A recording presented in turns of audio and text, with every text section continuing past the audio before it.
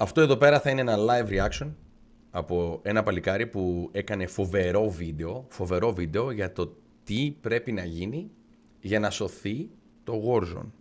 Τι έχει γίνει και τι πρέπει να γίνει, εντάξει, για να σωθεί το Warzone.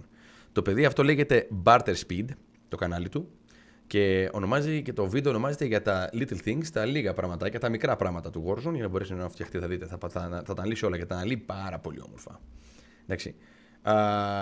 Θα μιλήσουμε λοιπόν, θα δούμε λίγο το παιδί τι γράφει, τι έχει κάνει, και από εκεί πέρα μετά θα αναλύσουμε λίγο, όπως κάνει το βίντεο, όπως μιλάει. Όταν ανεβάσω το βίντεο στο YouTube αυτό, θα έχω από κάτω και το link του παιδιού για να τον κάνετε ένα follow, ένα sub, πώς το λένε, γιατί είναι φοβερός. Προσέξτε λίγο, αυτό το βιντεάκι όταν πρώτο βγήκε είχε γύρω στις 15.000 views. Σε χρόνο ρεκόρ έγινε 260.000 και ανεβαίνει. Είναι φοβερό παιδί, τα λέει φοβερά και έχει μια φοβερή φωνή που ταιριάζει απόλυτα για να κάνει αυτή την ανάλυση. Λοιπόν, πάμε λίγο να δούμε. Ξεκινάμε. Εντάξει. Έχω ρωτήσει επίσης το παιδί στο Twitter. Καλησπέρα! Γεια σου Μάρια. Έχω επίσης ρωτήσει το παιδί στο Twitter για την άδειά του και μου λέει ότι βεβαίως και ότι είπα να ξέρεις, λέω θα είναι και στα ελληνικά, δεν είναι στα αγγλικά, θα είναι στα ελληνικά και γελούσε, λέει κανένα πρόβλημα. Λέει θα μου αρέσουν παραπάνω reactions, λέει, εννοείται να κάνουν όλοι. Λέω ωραία, του μίλησα χτες και μου απάντησε.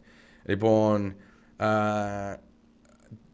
όπως είπαμε, μόλις θα δει το βίντεο στο YouTube, επίσης θα βάλω και το link του παιδιού από κάτω για το YouTube του, να πηγαίνετε στο κανάλι, να το κάνετε ένα subscribe, ένα like το βιντεάκι να δείτε. Λοιπόν, ξεκινάμε. Does anyone else remember the first few times you played Warzone? I recall being extremely impressed with how polished everything felt. The gunplay, the vehicles, the movement. Everything just felt so good. Coupling that with features like customizable loadouts, having a second chance in the gulag, and the ability to buy your teammates back. And I'm not at all surprised that I've logged an uncomfortably large number of hours playing this game. However, despite the many positives, Warzone has always been plagued with several key issues. Δεν έχει άδικο. Ξεκινάμε. Το DMR το ξεχνάμε, όχι βέβαια. Σε lobby με 1,54 KD να παίζεις, όχι βέβαια, το ξεχνάμε. Βλέπετε κάτω εκεί πέρα, ο level 891 KD. Τα τσιτάκια, βεβαίως. Κατάλαβες. Εδώ πάμε. Console versus PC. Σου εξηγεί κιόλας. Today, some of these are far less of a problem than they once were. While others have gotten so bad that players have just, well, stopped playing the game. Έλληνας cheater. Rainbow Trout. Έλληνας cheater εδώ. Πάνα. But these are not what this video is about. Prior to the release of Call of Duty Vanguard and its integration with Warzone, which we are all hopeful will adequately address some of these bigger problems, I'm going to look back at some of the smaller quality of life types of things that have always annoyed me about Warzone. Some of these will be obvious to anyone that's played Warzone. Μπανίστε εδώ. Κλασικό. While others may only be familiar to those that have spent a lot of time in Verdansk. Το θυμάστε εδώ πέρα που έπαιρνε το όπλο και είχε στο single fire, αντί να το έχεις στο auto.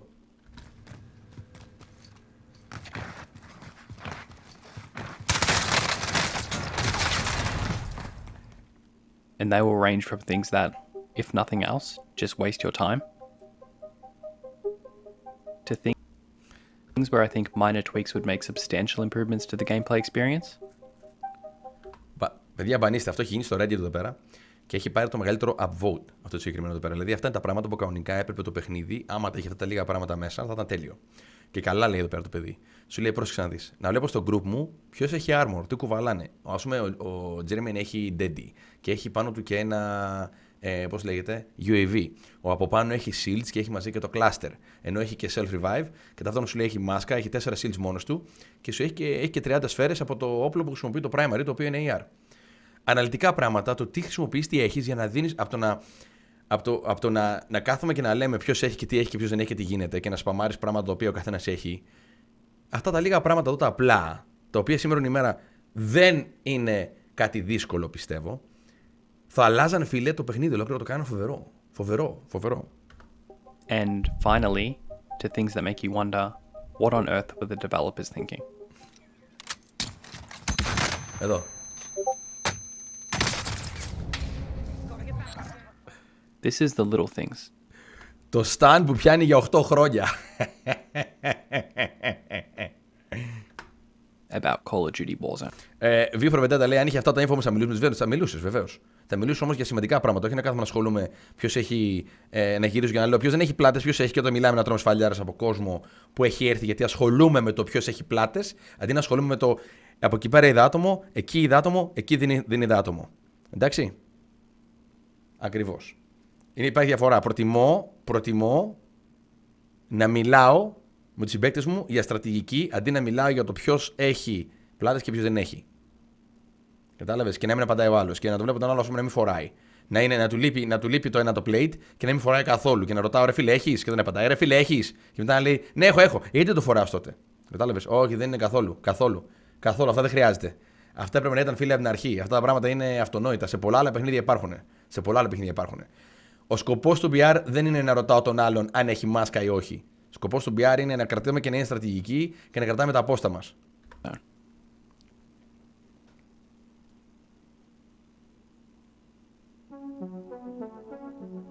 Movement. Για να δούμε. There is no doubting that Warzone's movement is one of its best features. Jump shotting, drop shotting, slide cancelling, bunny hopping. So much about this game's movement is so smooth. Unfortunately, at the same time, there are mechanics that place frustrating restrictions on your freedom of movement or force unintended actions. And the game's auto-mantling is a good place to start. Whenever I mantle anything in Warzone, I don't want to automatically vault over it. I just want to stand on top of it. If I wanted to go over something, I could simply continue to move after standing on it. So a mechanic which automatically vaults you over objects is borderline redundant anyway. Despite this, since day one of Warzone, there have been countless spots on the map where your character will stupidly auto-mantle. For the most part, it just wastes a bit of your time. Εδώ. Όπως έκανα εγώ πριν, που έπαιζα πάνω στο προηγούμενο το κτίριο και πήγα να ανέβω πάνω στον τοίχο και με πήδηξα από κάτω στο κτίριο τελείως. Αντί να μείνει πάνω. Ποιος ο λόγος? Γιατί δεν με αφήνεις να καρφαλώσω πάνω και με κάνεις να πηδήξω αυτόματα από δίπλα? Λέει πέρα Βεντέτα, λέει: εγώ λέω για το communication. Γνώμη μου λέει ότι θα το καθιστούσε, λέει, άσκοπο. Μπρο μου, έχουμε παίξει με πολλά παιδιά τα οποία δεν έχουν το communication που λες εσύ και επειδή έχουμε χάσει, επειδή ακριβώς δεν μιλάνε και δεν αναφέρουν τι τους λείπει. Απλά τρέχουν και χάνονται και απλά λουτάρουν ότι υπάρχει. Γι' αυτό σου λέω ότι καλύτερα τα άτομα αυτά γενικά, άλλο το να μιλάς με ομάδα την οποία παίζεις κολλημένα συνέχεια και ξέρετε να επικοινωνείτε, και άλλο το να παίζεις με το γενικά. Λοιπόν, άλλο το να παίζεις με τα γενικά τα άτομα τα οποία παίζουν μία φορά το μήνα. Εντάξει, αυτά τα άτομα δεν το έχουν με την επικοινωνία. Και το έχουμε δει αυτό το πράγμα. Παιδιά, μου λείπει τέτοιο. Ας πούμε, π.χ. χτες το παράδειγμα. Άμα βρείτε όπλο, κάντε το mark. Γιατί δεν έχω. Δεν μιλάει κανένας. Και περνάω από δίπλα και ήταν ακριβώς όπλο από εκεί που είχε φύγει μόλις τώρα ο άλλος. Και λέω, ρε μπρο, μόλις τώρα το είπα. Κάνε ένα mark ότι έχεις όπλο δίπλα σου και το χρησιμοποιείς. Απλά πράγματα. Άρα λοιπόν αυτά που εσύ θεωρείς ότι τα κάνει οποιοδήποτε, δεν τα κάνουν όλοι. Τα κάνει ένα μικρό ποσοστό το communication του τι χρειάζεσαι. Και σου λέω είναι πολύ καλό να γνωρίζεις τι έχει ο καθένας και άμα προσέξεις πόσα παιχνίδια έχουμε παίξει, ποιος είναι ένας που έχει πει ότι έχω μάσκα ή δεν έχω μάσκα. Ένα άτομο πες μου, μια φορά. Εγώ τόσο καιρό που έχω παίξει το πράγμα, μια φορά ένας θα μου πει ότι έλα, δεν έχω μάσκα, παιδιά. Άμα βρείτε μία. Εγώ θυμάμαι, έχω ρωτήσει κόσμο. Δεν έχω μάσκα. Άμα βρείτε μάσκα, πείτε μου, δεν έχω μάσκα. Που κανονικά όμως, άμα έχει αυτά τα συστικά, δεν χρειάζεται να ρωτήσω καν. Θα μπορούσα να βλέπα ποιος δεν έχει μάσκα για να του έλεγα, ξέρω εγώ, Βι, έλα πάρε μάσκα εδώ πέρα. Βλέπω δεν έχει μάσκα. Ορίστε. Απλά σε κάνει το παιχνίδι να είναι πιο στρατηγική και πιο γρήγορο. Από το να ασχολείσαι με άσκοπα call. Αυτά είναι άσκοπα call. Δεν υπάρχει καν λόγος να ρωτάω για ποιο λόγο δεν έχει πλάτες ή αν έχει και τι γίνεται. Με το που βλέπεις τις πληροφορίες, οτιδήποτε πείτε μου εδώ πέρα, βλέπω ότι τρέχουμε και βλέπω ότι εσύ έχεις το π.χ. το UAV, αλλά επειδή δεν σου έχει κόψει εκείνη τη στιγμή να το χρησιμοποιήσεις, εγώ σε βλέπω και σου λέω, Βι, χρησιμοποιείς το UAV σου. Τώρα, άνοιξε το. Και λες και εσύ, σωστός. Παπ, το ανοίγεις. Αν όμως δεν είχα αυτό το πράγμα, δεν θα βλέπα καν ότι έχεις UAV και απλά θα τρέχαμε όλοι σαν μαλάκες χωρίς UAV. But in the worst case, it'll send you to your death.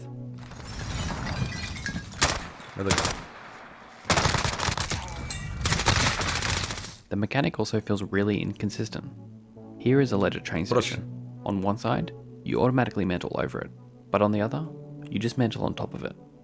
And because of inconsistencies like these, even after all the time I've spent on this map, there are still many instances where I have no idea if I'm going to auto-mantle over an object or just mantle on top of it, even though there is almost no situation where I actually want to auto-mantle. The weirdest thing about this is that the game will happily mantle you off a rooftop, but sometimes you can't mantle over small fences. Βί, εσύ μιλάς για ένα ποσοστό 1% μπρο μου. Ένα ποσοστό είναι αυτό. Αυτό είναι 1% που μιλάς των παιχτών. Οι υπόλοιποι δεν το κάνουν. Τώρα, αν μιλάς για την ομάδα σου, άλλο αυτό. Αλλά όταν μιλάς γενικά για τα άλλα πράγματα, για το υπόλοιπο κόσμο, όχι. Δυστυχώς αυτό που λες δεν υπάρχει. Ειδικά το λεγόμενο game sense. Δεν υπάρχει. Αν υπήρχε, θα ήμασταν όλοι στα 5 KD. Σκέψτε το λίγο αυτό. Ο λόγος που όταν είσαι από 1 KD, άμα έχεις φτάσει 1 KD και πάνω, θεωρείσαι καλός παίχτης, είναι το ότι από 1 KD και πάνω θεωρείται ότι έχεις κάποιο game sense. Το μεγαλύτερο ποσοστό του κόσμου όμως είναι κάτω από 1 KD. Καταλαβαίνεις, που σημαίνει ότι ακόμα δεν έχουν το game sense. Γι' αυτό χάνουν συνέχεια και αυτό τους λες μποτάκια. Τα μποτάκια που ονομάζεις μποτάκια και σκοτώνεις κόσμο είναι απλά ότι δεν υπάρχει το game sense. Τρέχουνε και δεν καταλαβαίνουν τι γίνεται γύρω τους. Πάμε. And I would prefer not to get started on traversing rocks.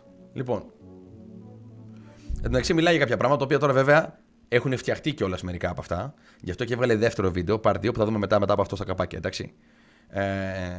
Γι' αυτό είναι το προηγούμενο, όπως βλέπετε. Στο επόμενο βιντεάκι που θα δούμε, έχει και λέει, όταν ξεκινάει και λέει ότι μερικά από αυτά τα πράγματα έχουν αλλάξει. Εντάξει. Ναι, εγώ και εσύ μια χαρά συνεννοούμαστε γιατί έχουμε game sense. Όταν όμως παίζει με άλλο άτομα που δεν έχουν, δεν υπάρχει. Αυτό σου λέω, χρειάζεται για όλο τον κόσμο. Αυτό. Δεν του μιλάς για συγκεκριμένη ομάδα που μπορεί και έχει game sense. There's always been two things about parachutes that annoy me. Κοίτα. First, sometimes when you are close to the ground or a building, it's impossible to cut your chute, meaning you're just a sitting duck floating slowly to the ground. In this clip, I get a free kill on this guy because he's stuck here floating, helplessly, unable to cut his chute, and this just shouldn't happen. Εδώ.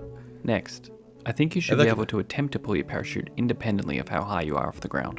Ορίστε. If I wanted to pull my chute jumping off this wooden chair, then I should have that option.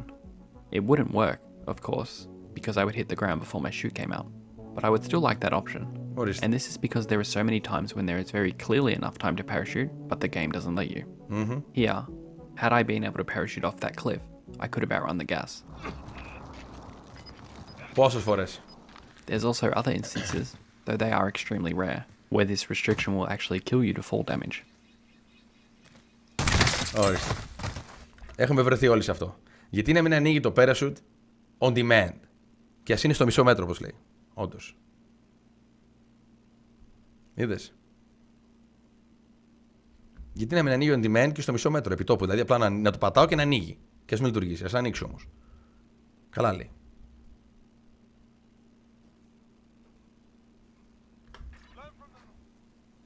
This is a minor section, but why do you automatically stand up after self-reviving?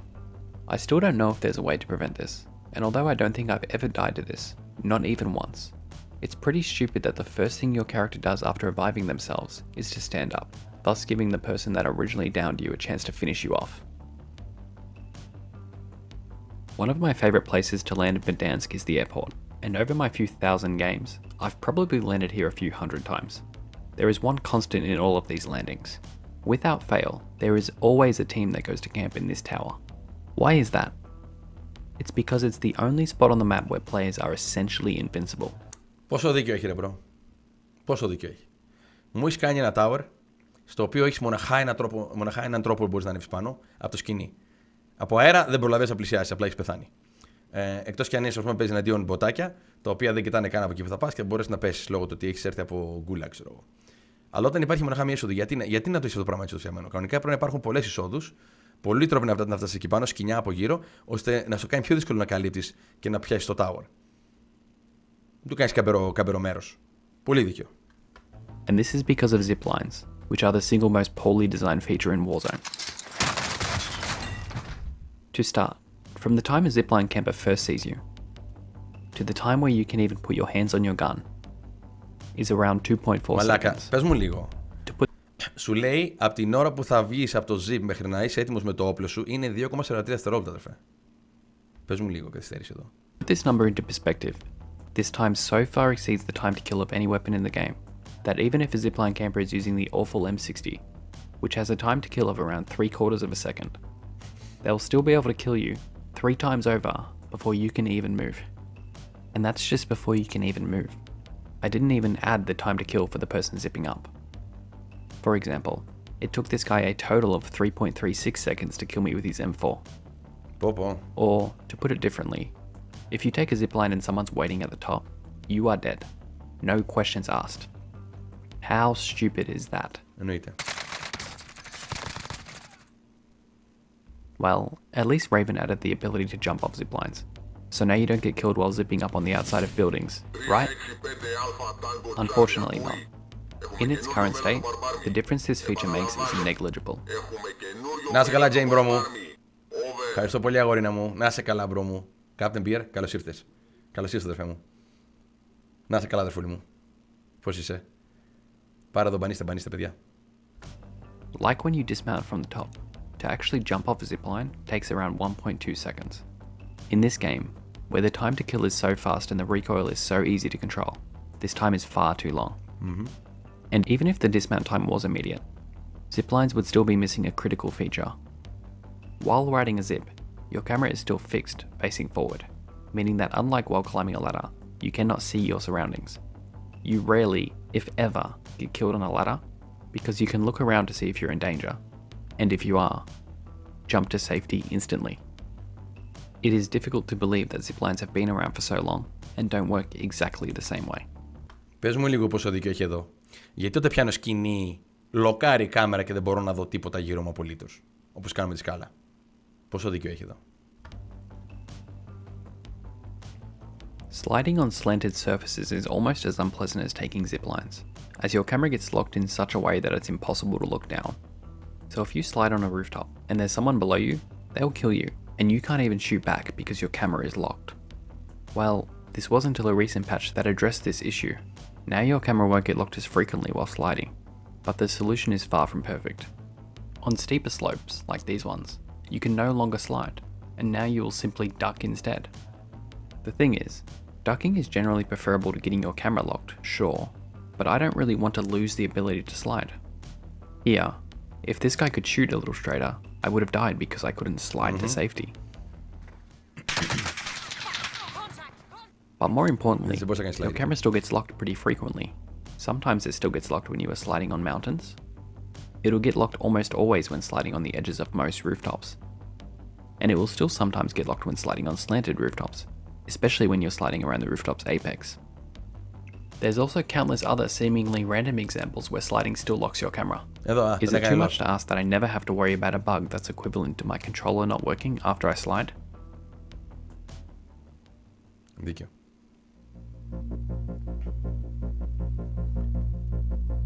Overpowered items and mechanics. It's one thing to have poorly designed game mechanics that affect your freedom of movement. Perhaps these were just oversights. But to actually design an item that specifically immobilizes your enemy is truly baffling. To even do a 180 after you get stunned takes over 5 seconds. And that... Bro μου, 5 δευτερόλεπτα άμα σταναριστείς για να γυρίσεις. 5 δευτερόλεπτα, bro. Πρόσχε λίγο, ρε, bro. 5 δευτερόλεπτα stun.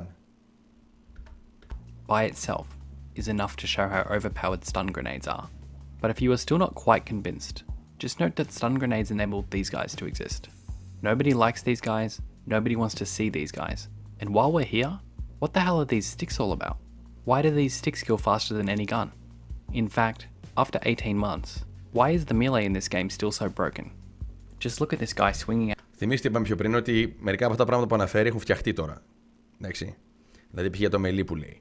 Αλλά είχε δίκιο. Τα ξυλάκια. Γιατί με 2 σφαλιάρες πεθαίνεις? Πιο γρήγορα από ότι με ένα όπλο. Έχεις πεθάνει σε μποξιλάκι με 2? Όχι βέβαια. Από σφαίρα όμως θα πεθάνεις με τη 1. Έχει δίκιο εδώ. At nothing and ripping my plates off. The developers should have deleted stuns from the game a long time ago. The sticks should have gotten the same treatment, and the game's melee system should have been patched soon thereafter. Heartbeat sensors are an interesting one. They are clearly not as annoying as stun grenades in battle, but most people still choose to run them. And if hitting someone with a stun allows you to easily kill them, no matter the skill difference between the players, and more players still favour heartbeats, then it's pretty clear that heartbeats are similarly overpowered. Still, unlike stuns, I've never thought there was an issue with their purpose, so I don't think they should be removed entirely. The problem with heartbeats is how easy it is to spam them, and how much people abuse this feature.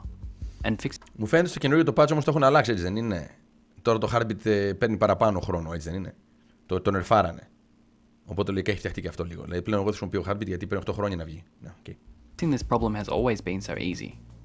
Something as simple as a 30-second recharge time after every use would make heartbeats a really viable option that are more in line with the rest of the game's tacticals. Explaining why mounting is really dumb is pretty easy. Εδώ παιδιά, πόσο δίκιο έχει εδώ τώρα, κάτσε να δούμε. This is the MG82, and this is its recoil pattern. Meanwhile, this is its recoil pattern well mounted. And this is the still frame between the two. If we zoom in and add some contrast, the patterns are easier to see.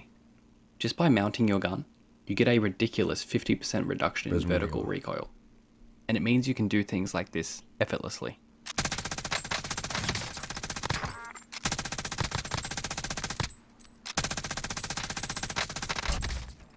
Μπρο μου, πόσο δίκιο έχει.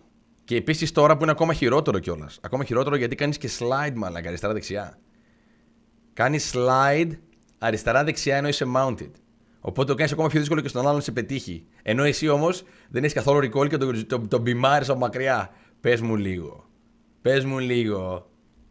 I have no clue why anyone thought this was a good idea. Unfortunately, a variation of mounting has already been confirmed for the next Call of Duty, so I'm really hoping it works nothing like the pseudo aimbot that is Warzone's mounting.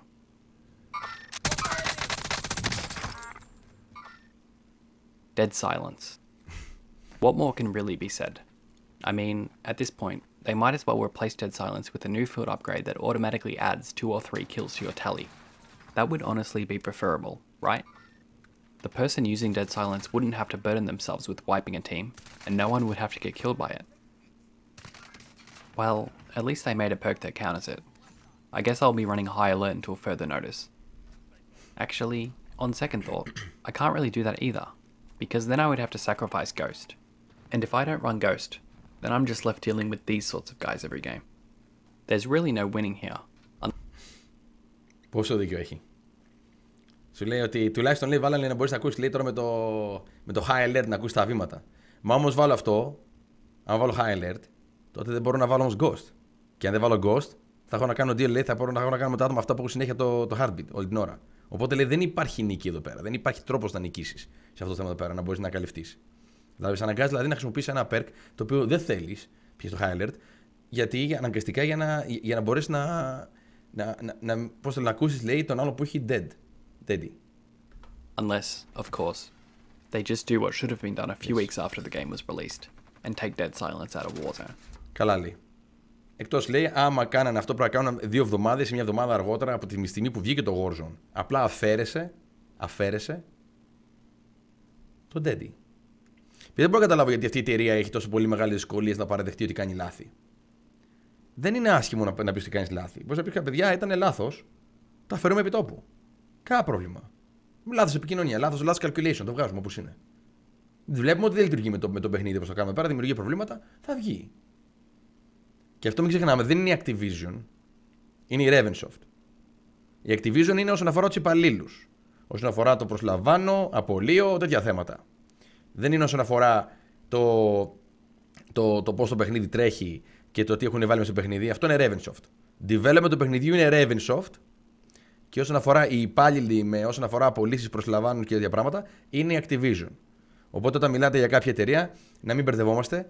Αυτή τη στιγμή αυτό που είναι το πρόβλημα στο παιχνίδι μέσα είναι η Ravensoft και όχι η Activision.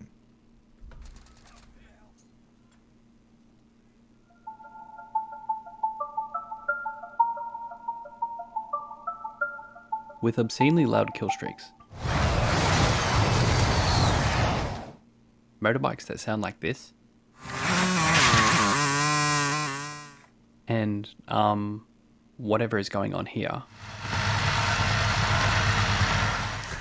it's probably not too surprising when I say that communicating with your teammates, especially if they are random players, can be pretty challenging. So when I saw this image posted a few months back, I wasn't at all surprised that it was one of the most liked posts on the Warzone subreddit. Oh, no, this. It is so simple but would so effectively streamline a lot of Warzone's unnecessary communication. To see this, let's give these players some names and note that Brett has 0 plates and Murray has 4. Without these improvements to the HUD, the conversation around armor plates would look something like this. Brett begins by asking whether his teammates have plates, to which Murray responds, The players then exchanged some plates, with Brett always asking for one fewer than he could really use, and Murray always providing one more than he was asked for. On the other hand, if we just add each player's plates to the HUD, the conversation gets cut in half. And better teammates will simplify things even further. This is a really small thing, but it just makes things so much easier. There's also no need to tell your teammates you found a UAV. They already know. And there's no need to ask whether your teammate wants the gas mask you found on the floor. You already know they have one. But I think we can still improve on this. Let's split the HUD into sections and look at them individually. We can ignore this middle section since there's no useful data, so we're left with the following. And let's start here. In Warzone, you can be full dead, in the gulag, or alive. While full dead, the only thing I would change is to show how much money a player will respawn with, because it can sometimes be useful to revive the teammate with more money. Bro, τέλειο. Τέλειο. Σου λέει αυτό που ήταν πολύ χρήσιμο εδώ πέρα. Λέει άμα έχεις πεθάνει και στο gulag, να σου δείξει με πόσα λεφτά θα κάνεις respawn. Ώστε να ξέρουμε μεταξύ μας πόσα λεφτά θα χρειαστούμε για να σε βγάλουμε ή για να βγάλουμε τον επόμενο παίχτη. Γενικά. Πόσα λεφτά θα έχουμε άμα βγεις. Πολύ ωραίο αυτό. Take the following example. Here, both Brett and Jermaine need to be revived, and Brett has far more money. If Murray chooses to revive Brett, their combined money will exceed the 4,000 required to also revive Jermaine. However, if Murray chooses to revive Jermaine, their combined money won't quite be enough to revive Brett. So... Είδες πόσες φορές το έχουμε πει που φωνάζαν εδώ μέσα. Μην βγάλεις εμένα, βγάλει τον άλλον γιατί έχει παραπάνω λεφτά από μένα. Οπότε θα βγει και θα έχει παραπάνω λεφτά για να βγάλετε και εμένα μετά. Μεγάλη υπόθεση το να ξέρεις πόσα λεφτά θα κάνεις respawn. Σου λέω εδώ πέρα είναι απλά μαθηματικά. Εντάξει. Άμα βγάλουμε αυτό που έχει παραπάνω λεφτά, καλύπτει με τον επόμενο που θα βγει. Αλλά άμα βγάλουμε αυτό που έχει λιγότερα λεφτά, τότε δεν θα είναι αρκετά για να βγάλουμε τον τρίτον. Οπότε ήταν λάθος επιλογή. Αυτή τη στιγμή δεν ξέρουμε καν και απλά λέμε βγάλε με μένα πρώτο ή βγάλε τον άλλο πρώτο. Δεν παίζει ρόλο. Όποιον να είναι. Εγώ βγήκα ξανά, βγάλε κάποιον άλλον. Κανονικά πρέπει να βγάζουμε αυτό που έχει τα παραπάνω χρήματα για να μπορέσουν να είναι αρκετά να βγάλουμε τον επόμενο παίχτη. Αυτό είναι πολύ χρήσιμη πληροφορία εδώ. So the decision is obvious, but since it doesn't show their money, you don't know who should be revived in this situation. While you're in the gulag, this is what your teammates see, and this doesn't change from the moment you die to the moment you respawn or lose your gulag. This means your teammates cannot tell whether you're already fighting or just waiting to fight. It should distinguish between these two. Ναι, καλά, αν φαίνεται στο gulag, αλλά το καλό είναι εμείς σαν ομάδα που είμαστε ήδη έξω να ξέρουμε με πόσα λεφτά θα βγεις. Να φαίνεται εκεί, δεν χρειάζεται να υπολογίζει ο καθένας και να λέει. Θέλω να βλέπω μπροστά μου τους αριθμούς. Θα είναι πιο γρήγοροι υπολογισμοί, πιο γρήγορες κινήσεις. Κατάλαβες. Λοιπόν, εδώ πέρα λέει όλα αυτά μπορεί να γινόντουσαν, λέει, αν δεν υπήρχε, λέει, το integration και έμεινε επικεφαλής Infinity Ward. Εντάξει, αυτό είναι άλλη συζήτηση. Απλά τώρα εδώ πέρα αναλύουμε αυτά τα πράγματα που λείπουν, κατάλαβες. And this would mean you don't have to ask for comms. Θα μπορούσε, λέει, κοιτάξτε να δεις αυτή τη στιγμή εσύ δεν βλέπεις τίποτα, βλέπουμε ότι απλά ότι είσαι στο gulag. Αλλά θα ήταν πολύ ωραίο να έλεγε ότι waiting, περιμένω ακόμα ή παλεύω για να ξέρουμε πόσο χρόνο έχουμε. Κατάλαβες, μπροστά μας μέχρι να βγεις ή αν δεν βγεις. Every time you are fighting in the gulag. Or at the very least. Πλάκα, Λεξάκη, δεν έχω κοιτάξει ούτε μία φορά στη ζωή μου πόσα λεφτά θα βγω από τον gulag άμα κερδίσω με πόσα λεφτά. Ούτε μία φορά δεν το ξέρω αυτό. Αυτό προφέρω το μάθω πέρα τώρα από τον Galadian. Your teammates won't interrupt you as frequently while fighting. As for when you're alive, I'll start by adding in plates, gas masks, and kill streaks from the previous example. Another obvious one is field upgrades. If your teammate picks up an armor box, this is extremely useful information, but you'll never know unless they tell you. If it's shown right here, there's no longer a reliance on that verbal communication. Does anyone else have that one annoying teammate that's always asking for sniper ammo? Another thing I'd like to see is ammo counts. If I have a sniper in my hand and I'm low on ammo, I would need to ask my teammates to drop some. If I could see their ammo counts, I would know who I should ask, so that I'm not getting everyone to check their inventories every time. If I switch to my secondary, say an AR, then it would show me everyone's AR ammo, and the same logic applies. Τέλειο. Πόσες φορές τρέχουμε όλοι στο field αυτή τη στιγμή και φωνάζουμε ή κάνα σφαίρες AR, πόσες έχεις? Καμία. Εγώ χθες πόσες φορές υπολόγισα? Πόσες έχεις, είπες? Ποιος με ρώτησε? Πόσες έχεις? 40 έχω και 12. Εντάξει, παράλληλες 60 ξέρω εγώ. Αν όμως βλέπεις αριθμούς από ανάλογα το όπλο που χρησιμοποιώ εγώ, το πόσες σφαίρες έχει ο καθένας στο group μου από το όπλο που χρησιμοποιώ εγώ, θα μπορούσε γρήγορα να μου έλεγε ότι θα βλέπω εγώ και θα έλεγα Jermaine. Δεν θα ζητούσα εγώ από τον Brett, θα έλεγα στον Jermaine, δώσ' μου λίγο, πώς το λένε, μια 60 ή μια 30. Δεν θα ζητούσα όμως από τον Brett. Δεν θα χρειάζεται εκεί στιγμή ναι, ακριβώς. Δεν θα χρειάζεται εκεί στιγμή να δημιουργηθεί σύγχυση στην ομάδα με το να ψάχνουμε να δούμε πόσες σφαίρες υπάρχουν επάνω μας, αντί να έχουμε προσοχή. Μην έρθει αντίπαλος από τα αριστερά δεξιά πίσω μας. Κατάλαβες. Εκείνη τη στιγμή είσαι μέσα στη μάχη, πρέπει να μπορέσει να δεις μπροστά σου τι γίνεται και όχι να καθαίνει ο καθένας και να κοιτάει τις σφαίρες του και να δίνει αναφορές. Αυτά βοηθάνε, ναι, εννοείται. Αυτά βοηθάνε σε πιο γρήγορο actual παιχνίδι μάχης παρά του να είναι όλο το παιχνίδι η συζήτηση με αναφορά ότι τόσα έχω, τόσα δεν έχω, τόσα θέλω, πόσα έχεις, δεν έχω τόσα, πάρε λίγα λεφτά, τι γίνεται εκεί, τι γίνεται εδώ. Κατάλαβες. I think these are all the obvious ones that should definitely be added, but you could go even further. Maybe you would also like to know whether or not your teammates are ghosted.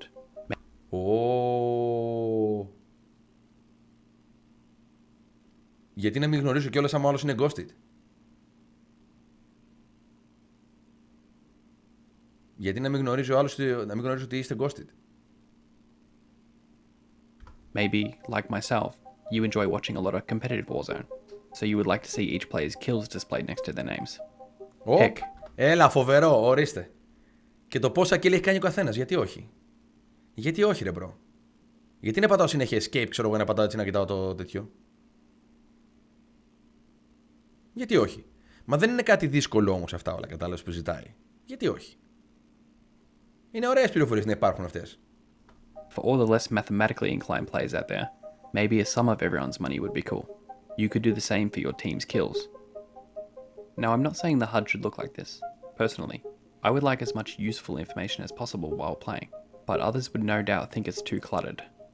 I think the best solution is to make it customizable in the settings. Καλά τα λέει. Όπως λέει τώρα ο Αλεξάκης που λέει αυτό είναι υπερβολή. Και σου λέει, λέει τώρα αυτό πέρα, δεν σου λέω ότι το χα πρέπει να είναι έτσι.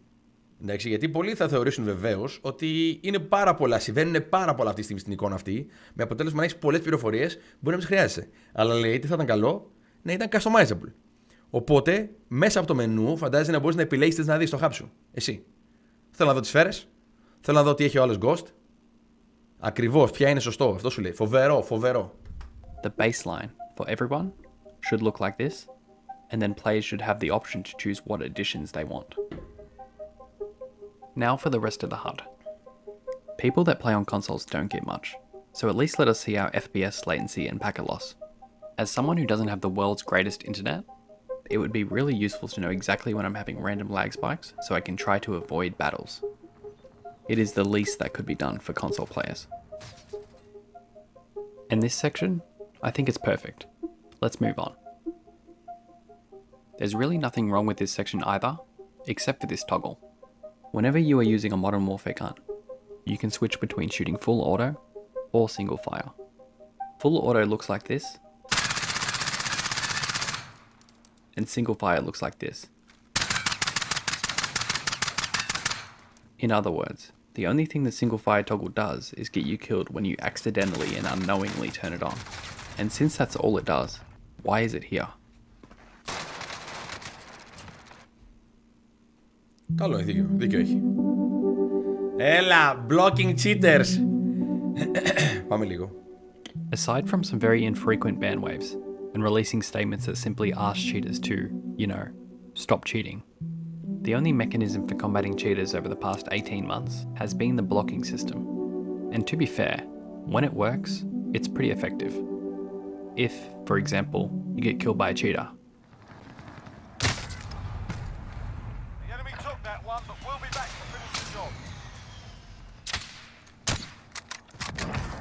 you can then block them, and then if this player joins one of your future games, you'll be notified, meaning you can find a new game without that player. This way, you'll never have to get killed by the same cheater more than once. So, what's the problem here? There are two, but we'll start with how much time it wastes. After dying, you are given the pleasure of spectating your killer, and while spectating, you are given the option of reporting players for exploiting, cheating, and a few other things. But do you see what's missing here? Bizarrely, you cannot block players right here. Πες το ρε φίλε. Πες το ρε φίλε. Ρε φίλε, πες το λίγο. Γιατί μου δίνεις την επιλογή να σε κάνω report για cheat, boosting και όλα αυτά, αλλά δεν μου δίνεις την επιλογή να σε κάνω block από εδώ πέρα? Γιατί πρέπει εγώ μετά να πάω στο main menu και να γυρίσω να δω πού θα βρούμε τον άλλον που μας έφαγε, Το βρήκες, είναι πάνω-πάνω, είναι στη μέση, είναι προς τα κάτω. Είναι πού είναι, πάνω εκεί που το βρήκες, αριστερά, δεξιά, πού ήτανε. Ψάχνω 8 χρόνια να βρω το άτομο να το κάνω block. Από εδώ πέρα. Από εδώ πέρα, αγόρι μου. Βάλε block και τελείωσε. Γιατί λείπει η επιλογή block, δεν καταλαβαίνω γιατί. Με ποιο σκεπτικό, ρε παιδί μου, όταν κάνω το μενού και λέει αφεντικό. Αφεντικό, να ρωτήσω. Έχουμε κάνει το μενού εδώ πέρα, ρε παιδί μου, για τα. Ξέρεις, τι να κάνουμε για report τους παίχτες. Να βάλω και το block, το αφεντικό. Όχι, μη βάζεις. Οκ. Γιατί όχι, ρε bro. Η απόφαση πίσω από το να μην βάλεις το block εδώ πέρα μέσα στο μενού αυτό, το οποίο είναι για report όλο. Γιατί να μην είναι εκεί πέρα. Ήδη. Να σώσει τον κόσμο χρόνο. On the spot. It seems counterintuitive that you would want to report someone for cheating but not block them, but this feature doesn't exist while spectating. Instead, you have to go through the incredibly tedious task of heading back to the main menu, going to your recent players tab, and then scrolling through 150 gamer tags to find the cheater's name, where you can finally block them. Note the timer here. It took more than a minute of my time to block this single cheater, and this was a good example. When scrolling through a few hundred names, it's pretty easy to either miss a name or forget a name entirely. Of all the problems discussed in this video, the solution for this one is perhaps the easiest. If they just added the option to block a player while spectating, everyone would save so much time. Απλά πράγματα. Although, it's worth noting that this doesn't completely fix the issue. Oftentimes, after being killed by a cheater, you'll head to the gulag or begin spectating one of your teammates, and so, beyond the kill cam, you never get to spectate them. Luckily, Raven has already fixed this problem. Now, at the top of your recent players tab, you'll be shown players that you interacted with in-game. So if you get killed by someone, they should be at the top. Σου λέει ότι η Ravensoft λέει το έχει φτιάξει αυτό, λέει κάτι έκανε. Λέει ότι στο top, λέει, στο top σου λέει από την κάρτα να πας στο Recent Players είναι αυτοί. Είναι αυτοί στο top, αυτούς με αυτούς τους οποίους ας πούμε είχες interaction με λίγα λόγια. Δηλαδή πάλεψες, σκότωσες, σκοτώσανε κάτι. Θα είναι πάνω στο top. Οπότε δηλαδή και να πεθάνεις θα μπορείς να πας στο top μετά και να βρεις το όνομά του εκεί πάνω. Κατάλαβες. Meaning you can easily find their name. This is a great idea, but there's just one small problem. It doesn't work. Recently, I was killed by a really good level 51 who I don't want to play again. Τι λέει, τώρα τελευταία λέει, σκοτώθηκα από έναν πάρα πολύ καλό level 51, λέει, που δεν θα τα ξαναπαίξω μαζί.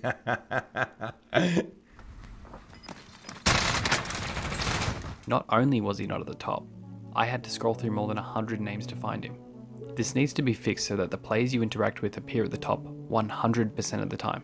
And in combination with the ability to block players while spectating, the blocking process wouldn't be so needlessly time-consuming. Now for the second problem. After getting sniped one game and somehow getting my self-res off, I was immediately killed by a guy whose aim looked like this. So I decided to spectate him. And aside from being truly enamored by this ladder, he just sat around, staring at the walls, for several minutes. But in the end, he didn't disappoint.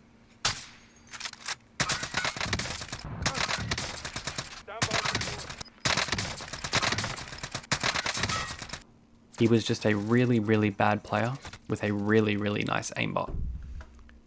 Πες μου λίγο. 32,3% λέει νίκες, win ratio. 9,33 KD λέει. Με 124 ώρες παιχνιδιού. Anyway, after spending a few minutes finding this guy's name, at least I blocked him, meaning I'll never have to see this guy again, right? A few weeks later this happened.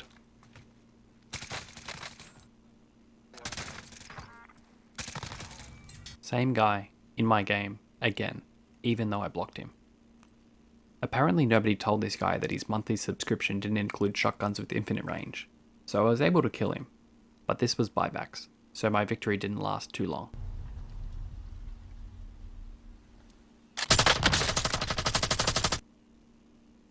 But getting back to the point, even though I blocked this guy, I got put into another match with him. Why? It turns out, in what is perhaps the single strangest thing about this game, they actually placed a limit on your block list. Once your block list reaches 200 players, for every subsequent player you block, they never get placed on the list.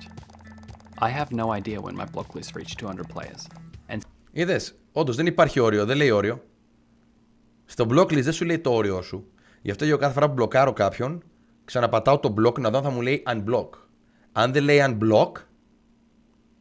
unblock, πάει να πει ότι έχει φουλάρει η λίστα σου. Γιατί ακόμα και να το κάνεις block δεν κάνει block. Μόνο όταν πατήσεις δεύτερη φορά block πάνω στον άλλον και σου λέει unblock, πάνε πει ότι έχει γίνει blocked ήδη. And so I have no idea how long I've been blocking cheaters aimlessly. I also have no idea how many cheaters I've died to. But I would hate to think about how many times I've died to the same cheater more than once. I just want to emphasize the importance of fixing these issues. Άμα φουλάρει, λέει, τι γίνεται, τέλος λέει πάει, άμα φουλάρει λίστα Captain Beer, ναι, πρέπει να αρχίσεις να σβήνεις. Οπότε τι κάνεις, πας από τους τελευταίους ρε παιδί μου, ή από τους πρώτους, από τους πιο παλιούς ρε παιδί μου που είσαι μπλοκάρει, και επειδή ελπίζεις τώρα εσύ ότι αυτοί έχουν fire ban, δεν υπάρχουν πλέον, κάνεις delete ρε παιδί μου καμιά 10-20 ονόματα, οπότε να έχεις καμιά 20 ονόματα και καινούριο χώρο. Αυτό είναι. Αλλιώς, άμα σου λέει κάθε φορά θα να κάνεις ένα block και δεν σε αφήνει, γιατί έχει φουλάρει, αν δεν θέλεις να κάνεις delete κανέναν, τότε απλά δεν μπορείς να μπλοκάρεις κανέναν άλλον. Ναι, δεν σου λέει τίποτα, δεν σου λέει ότι είσαι δεν σου λέει τίποτα. Even if Call of Duty Vanguard's anti-cheat is 100% effective, and we see precisely 0 cheaters, there will still be several uses for a functional blocking system. An obvious one is stream sniping. Streamers, especially really popular ones, get stream sniped all day. Stream sniping. One way to prevent this is to block the snipers. Another use would be for Warzone tournaments. Let's say there's a trios kill race where teams play in public lobbies. Given that all the teams are playing at the same time, it's very likely that 2 tournament teams will be placed in the same lobby, and this is the last thing the teams want. They will not only be taking kills off each other, but they will also have to face another world-class team. One way to prevent this is to block other tournament players. There's also plenty of players that Καλά στο λέει. Σου λέει ότι άμα παίζουν kill race, για να μην είναι αυτές οι δύο π.χ. ομάδες, δηλαδή υπάρχουν 3 lobbies, αλλά υπάρχουν 4 ομάδες, η μία ομάδα θα πέσει με ακόμα μία ομάδα μαζί. Οπότε ένας τρόπος να μπορείς να αποφύγεις να παίξεις την ίδια ομάδα είναι να μπορείς να μπλοκάρεις την άλλη ομάδα, την αντίπαλη ομάδα, ώστε να μην σε βάζει στο ίδιο lobby. Απλά πράγματα. Οπότε προστατεύεσαι και λες δεν θα είναι κανένας από αυτούς. Ωραία, είμαστε εντάξει. Να μπορεί να παίξει σε lobby που να μην είναι αντίπαλη ομάδα μαζί σου στο ίδιο lobby. Exploit game-breaking glitches. A really good anti-cheat wouldn't ban these kinds of cheaters, so we'll need to block them. Here is a less common example. This is a trios game I played recently, and here is my last fight.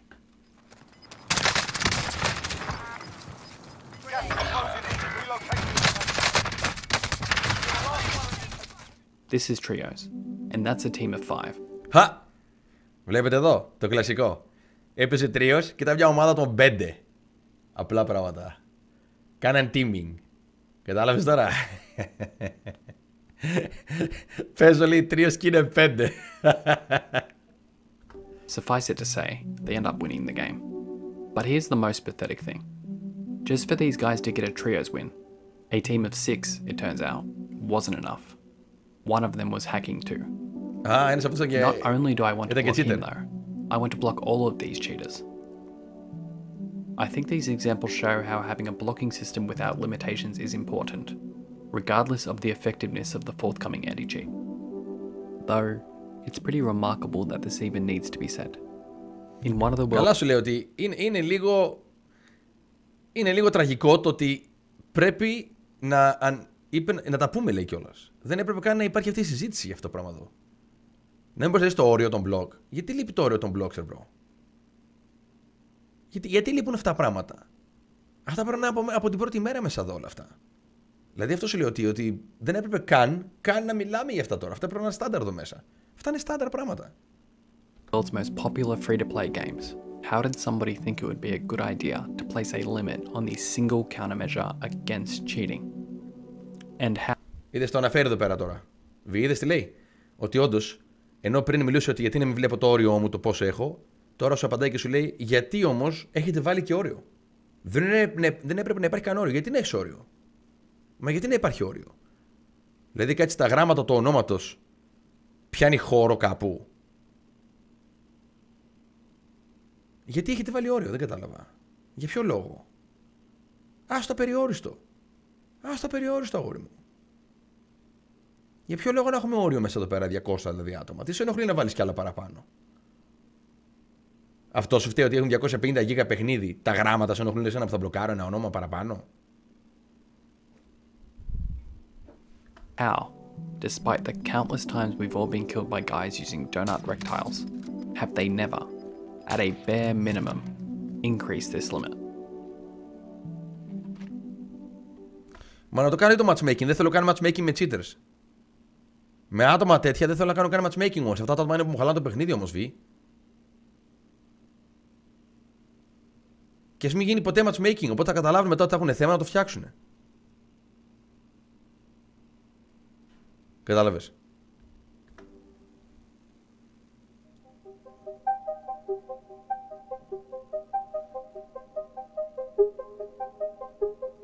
Who else remembers how bad the DMR meta was?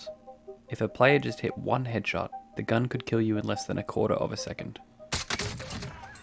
Yeah. You would die so quickly to this weapon, and I hated it so much that I just never bothered to turn my game on.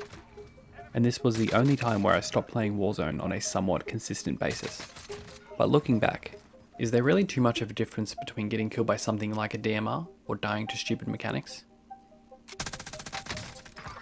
Ridiculous metas, skins that blend in with their surroundings, cheaters. We hate these things because they result in deaths that are beyond our control. But this is exactly what so many of the smaller things also do. With that in mind, I think developers often overlook how much better a game could be by fixing some smaller problems. And they can't be that hard to fix, right? I mean, it surely can't be too difficult to increase the 200 player block limit. Similarly, I can't imagine that it would be incredibly challenging to reduce a zipline's dismount time. Then again, I'm in no way familiar with game design or development, and it took well over a year before the developers even tried to solve the sliding camera problem, and their solution wasn't even close to fixing it. So perhaps I'm asking for far too much here. Nevertheless, the number of hours I put into the Vanguard version of Warzone will depend just as much on how many times I get annoyed by stupid mechanics or missing features, as it is based on how many times I get killed like this.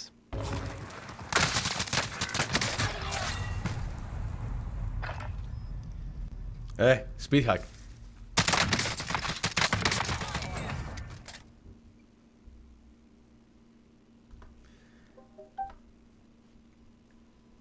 Φοβερός. Φοβερός. Πάμε να δούμε το δεύτερο βιντεάκι τώρα. Πάμε να δούμε το δεύτερο βιντεάκι. Πού το? Delete part 2. A few months ago, I decided to start a list that recorded what I believed were little problems with Warzone. Και πάλι όπως είπα, παιδιά, κάτω στην περιγραφή στο YouTube το βίντεο θα έχω το δικό του κανάλι με τα βιντεάκια, τα δύο τα link από τα βιντεάκια που αναλύουμε αυτή τη στιγμή. Πηγαίνετε και δείτε τα μόνοι σας ξανά. Υποστηρίξτε το παιδί. Εντάξει, είναι φοβερός, κάνει φοβερή δουλειά γιατί θέλουμε να δούμε και άλλα από αυτό. Εντάξει, να μπορέσουμε να αναλύσουμε και να μπορέσουμε να μιλήσουμε για αυτά. Εντάξει. Είναι λίγα πράγματα που λέει, αλλά τώρα θα έχει κάνει part 2 γιατί σου λέει ότι πριν καιρό έκανε ένα βίντεο, λέει, και τώρα πολλά από αυτά έχουν φτιαχτεί. Για να δούμε λοιπόν τώρα τι θέλει στο part 2. So, if I died to something really silly, like not being allowed to cut my parachute, I'd note it down. If I noticed something strange, like the cases where you can't place pings accurately, I'd note them down. Πες μου λίγο ρε μπρο, πόσες φορές πολλές να κάνεις ping κάπου σε ένα σημείο και δεν σε αφήνει? Πες μου λίγο, πόσες φορές κοιτάς ευθεία τα δέντρα ανάμεσα και σου βγάζει το ping μπροστά σου? Και λες πώς το πει, δεν μπορώ να κάνω ping. Πού είναι εκεί, δεν μπορώ να κάνω ping, δεν φτάνει. Δεν μπορώ, είμαι εδώ πέρα, είμαι καλυμμένος, δεν βγαίνει. Έλα ρε φίλε λίγο. Να πούμε λίγο για το block limit, λέει. Βεβαίως. Να πούμε. Και όπως είπες πριν, ότι νομίζω ότι πολλοί μπορούν να καταλάβουν ποιος σιτάρει και ποιος όχι. Σε καταλαβαίνω ότι πολλοί δεν μπορούν και επίσης για αυτόν τον λόγο, και επειδή ακριβώς τα άτομα αυτά δεν μπορούν να καταλάβουν, χρειαζόμαστε επίσης και τις πληροφορίες στο hub, γιατί είναι τα ίδια άτομα τα οποία δεν μπορούν να καταλάβουν τι είναι το cheating. Επίσης είναι και τα ίδια άτομα που δεν μπορούν να επικοινωνήσουν με το τι έχουν, τι δεν έχουν και τι χρειάζονται στο παιχνίδι. Για να τους βοηθήσουμε να γίνει ένα παιχνιδάκι. Κατάλαβες?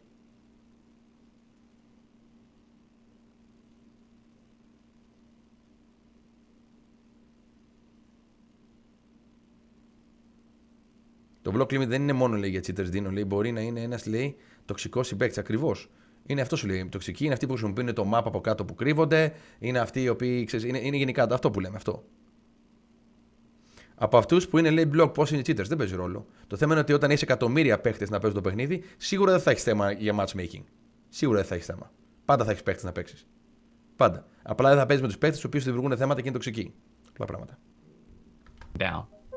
A couple of weeks later, and the list was far longer than expected. My first video, which was quite long, only covered about half the things I wanted to talk about.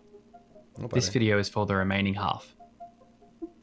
Many of the things discussed in my first video were pretty surface level. It wasn't hard to convince people that ziplines suck. Everyone already knew that. This time, we're going a little deeper. There will be some very obvious problems that most will agree with, but there will be many more smaller things that fewer players talk about. So if you watched my previous video and thought I was too nitpicky, this one isn't for you. But if you're interested, here's part 2 of the little things about Call of Duty Warzone. Για να δούμε τώρα. In-game items, πάμε λίγο. Okay, let's get it out of the way early. It makes sense to have an animation to put on your gas mask, and it also makes sense to make it automated for players that are brand new to the game. But to not give an option to turn off this automation, especially when the animation frequently gets you killed at the end of games, is inexplicable. Just look at this timing. I come out of the gas and start shooting, and my character just... Να υπενθυμίσουμε λίγο το βάλε, βγάλε. Ευχαριστώ πολύ, Αλεξάκη, να είσαι καλά. Αυτό τώρα το παιδί πέρα μιλάει γιατί δεν υπάρχει κουμπί που απλά να ενεργοποιώ τη μάσκα και να τη φοράω και να την ενεργοποιώ και να τη βγάζω όποτε θέλω εγώ. Δηλαδή και να μην είμαι στον καπνό, άμα θέλω να χρησιμοποιήσω τη μάσκα, χρησιμοποιώ. Άμα είμαι τον καπνό έξω, κατάλαβα, άμα είμαι στον καπνό, χρησιμοποιώ τη μάσκα. Άμα είμαι έξω τον καπνό, άμα θέλω, ακόμα τη χρησιμοποιώ. Να διαλέγω εγώ πότε θα βγει η μάσκα και όχι να βγαίνει αυτόματα. Απλά πράγματα. Decides to take her gas mask off mid-fight. This couldn't have waited. Because I can no longer ADS, I go back to cover and then re-challenge. And although I'm already out of the gas, the game still feels the need to force my gas mask back on. I guess none of this is surprising when you realize the game prioritizes taking your gas mask off instead of opening your parachute when you're plunging to your death. Here's an idea. There's an incredibly useless button right here. Let's make it the gas mask top. Well said, my friend. Well said. Έχω μια ιδέα, λέει. Υπάρχει ένα κουμπί το οποίο είναι τελείως άχρηστο, λέει, όπως αναφέραμε και πριν. Ορίστε. Για το toggle, το single και full auto. Ορίστε. Απλά άλλαξέ το και βάλ τη μάσκα εκεί. Τίποτα άλλο. Τέλειο. Perfect. Perfect, bro. Perfect. Oh. And speaking of the gas, why is there such a difference in vision clarity between those in the gas and those in the safe zone? When you're in the gas, you're essentially blind, but if you're in the safe zone, you can perfectly see through the gas. You're already at such a disadvantage while getting zone trapped. There's no reason the person holding you should also have the benefit of perfect vision. This next one is something everyone's familiar with. Why are fractional armor plates still a thing? If you have a damaged plate that was still providing protection, why would you remove it to put on a fresh plate? Πες μου λίγο, ρε μπρο. Το κλασικό, χάνεις ολόκληρο armor για ένα κομματάκι, ρε φίλε.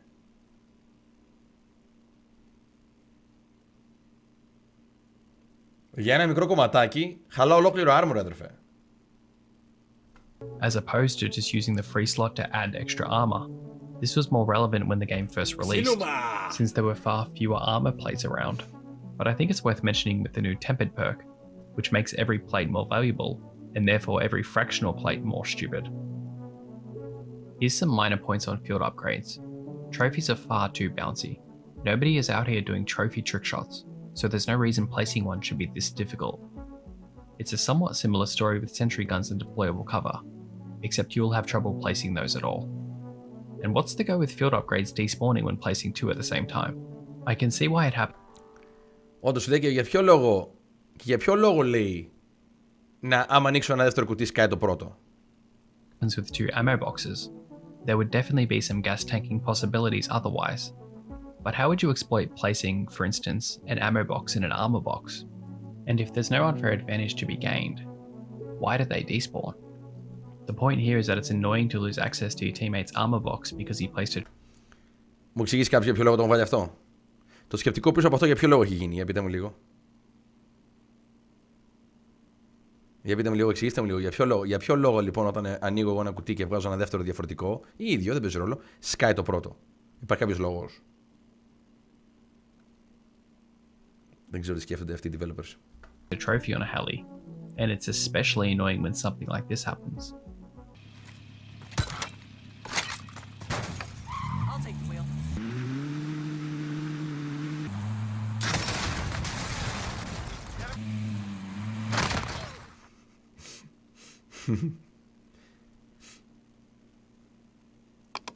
Let's start with the cases where vehicles are overpowered. The third-person view has been a problem since day one and needs a nerf. Based on the passenger view, I'm not sure that a first-person driving experience is the answer, So a third-person view may be necessary, but to give a bird's eye view to this extent, where you can perfectly... Γιατί όμως δεν έχουν first person όταν οδηγάς? Γιατί όμως όχι? Γιατί να μην παίζεις first person κανονικά όταν οδηγάς, ενώ όταν μπαίνεις ως συνοδηγός πρέπει να είμαι first person? Γιατί όχι? Δηλαδή, όταν οδηγάς το αμάξι, εσύ κανονικά βλέπεις απ' έξω το αμάξι όλο γύρω-γύρω τι γίνεται. Όχι, βέβαια. Αν βλέπεις ότι με το third person υπάρχει πρόβλημα. Οδηγάς το αμάξι με την κάμερα και κοιτάς αριστερά-δεξιά γύρω στα πάντα, βλέπεις τι γίνεται. Γιατί να μην βλέπεις μόνο ό,τι βλέπεις μέσα στο τζαμαρία όταν οδηγάς? Τελείως, αυτό είναι. Έτσι δεν θα έκανε τα αυτοκίνητα τόσο πολύ overpower όπως είναι τώρα τα οχήματα.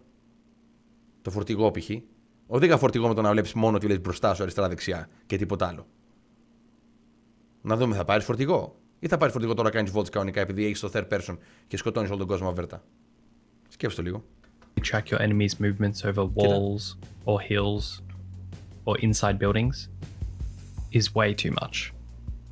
Next, trucks remain a problem in all game modes. Some custom tournaments have started banning their use altogether because every endgame just became several trucks driving around the last few zones. Not only is their health too high, it's around 3600 HP, or the equivalent of 142 bullets with the current day EM2, but the hitboxes are incredibly inconsistent. So much so that they're one of the best countermeasures against cheaters, because even aimbots struggle with these hitboxes, and if this guy was struggling, you can imagine how difficult it is for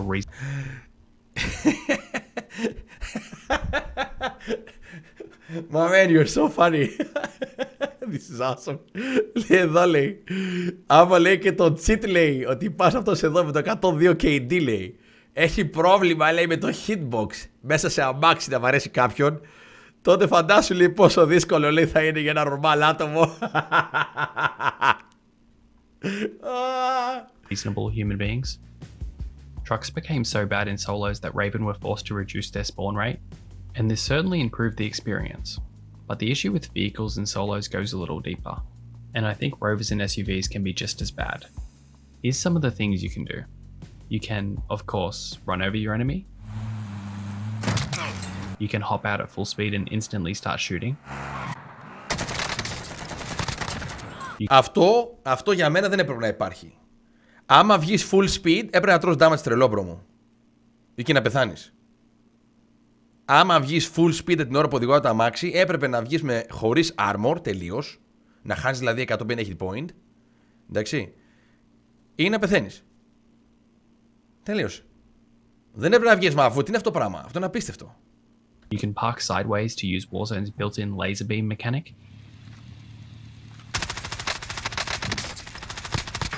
You can switch to the passenger seat and do this. Try this next one out.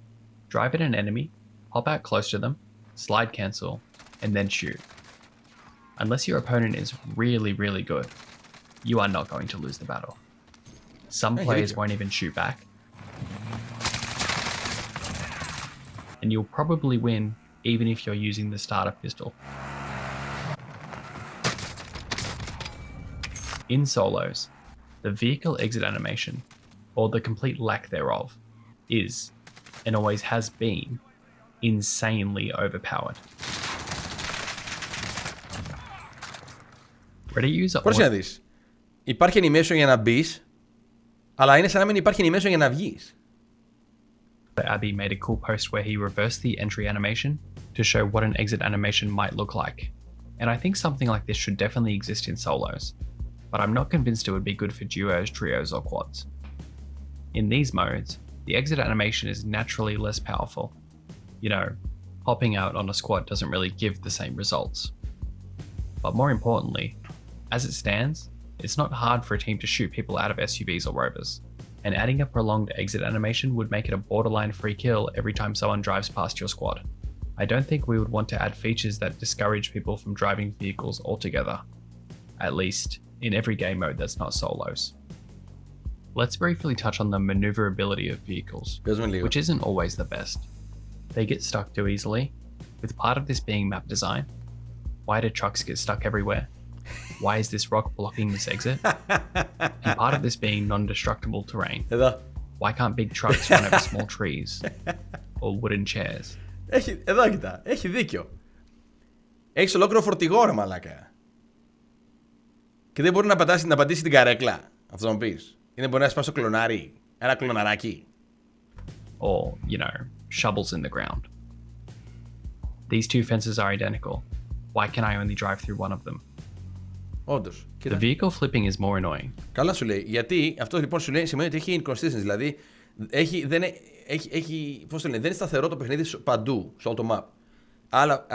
Άλλοι φράχτες σπάνε, άλλοι φράχτες δεν σπάνε. Γιατί? Because it seems to always happen at the worst times. Strangely, I recall that in the first few months following Warzone's release, they never used to flip. You could drive off pretty much anything and your vehicle would stay upright. And correct me if I'm wrong, but assuming my recollection is correct, the devs at some point updated the game's physics, making it much easier for vehicles to flip. Oh, and they also added a bomb that automatically detonates when this happens. And if all that's true, I think it was a bad update. Maybe it's more realistic for a vehicle to flip when driving off a cliff, but now there's so many cases where they flip when they definitely shouldn't. I think the physics were way better before. Lastly, I want to touch on a specific problem I've always had with vehicles that I've never heard anyone mention, and when I searched it up, I only found a single Reddit thread with a single like discussing the issue. Whenever I exit a vehicle, there's a good chance that my character will automatically throw a tactical grenade. Αυτό έχει δει κανένας αυτό. I'm not pressing the button in these clips. Since Warzone's release, I've always run a heartbeat. Not because I'm paying tribute to my 12-year-old self, but because no matter what throwing tactical I put in my class, I just automatically lose it when I exit a vehicle. If anyone knows anything about this, please let me know. Το έχετε δει αυτό το παιδιά το glitch? Όταν είδες το αμάξι να πετάει μόνο του τέτοιο, να πετάει μόνο του stun grenade ή γενικά κάτι τέτοιο. Το έχετε πετύχει κι εσείς, το έχετε πάθει? Αυτό πέρα λέει.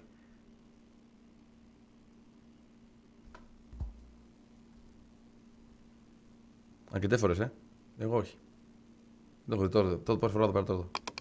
If there's one thing every Warzone player has in common, it's that we absolutely love our loadouts. So much so that pretty much every player, in pretty much every game they've ever played, has spent the first few minutes looting just to get their hands on one. They're one of the best parts about Warzone. Unfortunately, there's a few cases where you're unnecessarily prevented from getting your loadout. Let's go through them. First, this game's spawning preferences aren't great. Sometimes you spawn directly over your loadout. Μήπως να θυμηθούμε λίγο το λόντι πάνω στο δέντρο? Μήπως? Ή μήπως μέσα στο βουνό από χτες? Μήπως? Πάμε λίγο. And sometimes you spawn 1700 meters away. The game should be smart enough to realize I don't want to spawn here. I want to spawn here. And if it's not that smart, why doesn't it just let us choose whether we want to spawn over our loadout, or over our previous loot, or over our teammates? Next, for at least a year or so following Warzone's release, the free loadouts would land in inaccessible areas. I can't remember the last time this happened to me, so I think it's been fixed. But with the new map, I'm hoping it doesn't take nearly as long for loadouts to stop dropping in spots like this, or off the map. Every now and then, you inevitably pick up the wrong loadout. This is the worst. You expect to pick up your fully decked out Farah, and you somehow end up with a 25-round C58. How this weapon was even in one of your loadouts, we'll never know. But you should be able to go back and get the correct class. As long as you don't try to cheese a snipe cross-map with a HDR, would it be so bad if we had a 10-second grace period to go back and change our loadout? What I find most annoying about this one is that, if you play on controller, picking up the wrong loadout kind of isn't your fault. Do you remember when they brought in the art? Όντως, δηλαδή το πάθαμε και χτες αυτό, θυμάστε? Ποιος ήταν εδώ πέρα? Ήταν ο πρόεδρος ήταν, που πήρε λάθος λόντι, πήρε λόντι από το προηγούμενο, δηλαδή εκτός Vanguard, και επειδή παίζαμε Vanguard, του βγάλε τα όπλα, τα απλά, τα default, λόγω του ότι δεν μπορεί να παίξει άλλα όπλα από άλλα versions. Αυτό πρέπει να δίνει λίγο την επιλογή, όπως λέει εδώ πέρα, κάποια δευτερόλεπτα, να μπορείς να αλλάξεις το λόντι σου. Να μην χάνετε με τη μία και να τελειώνει η φάση. Γι' αυτό το λόγο και μόνο. Κατάλαβες. Για να διορθώσεις λίγο αυτό ότι πήρες το λάθος στο λόντι. RCXD killstreak. They placed it at the bottom of the buy station, below the loadout, meaning that the typical actions to buy a loadout on controller, up XX, no longer worked. Everyone was accidentally buying the RCXD car. It changed a year's worth of muscle memory, and it was so universally hated that Raven had to change it back. It's kind of the same thing when picking up your loadout. Μπορείς να μου πεις τώρα εδώ πέρα τι σκεφτήκανε. Πες μου λίγο τώρα εδώ. Βλέπεις τώρα, εδώ πρόσεξε, λες και το κάνουν επίτηδες μαλάκα. Λες και το κάνουν επίτηδες για να μας τρολάρουν. Ό,τι ξεκινάει είναι από το πιο φτηνό προς το πιο ακριβό. Κατεβαίνει κάτω. Εντάξει. Από το πιο φτηνό στο πιο ακριβό. Όταν λοιπόν βάζεις το RCXD μέσα, γιατί το βάζεις στον πάτο τελείως και δεν το βάζεις πάνω από το Precision Airstrike? Δεν κατάλαβα τι σκέφτονται ρε μπρο. Τα πετάνε έτσι απλά μέσα. Τα άτομα αυτά που κάνουν τέτοια λάθη είναι ακόμα εκεί πέρα, δουλεύουν ακόμα εκεί τα παιδιά αυτά. Σοβαρά μιλάμε τώρα.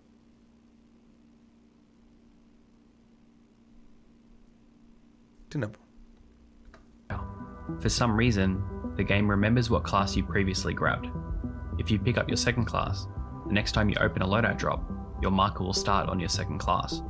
Pick up your fifth, it will start on your fifth next time. This doesn't make any sense. Depending on when you grab it, the same actions don't always give you the same class.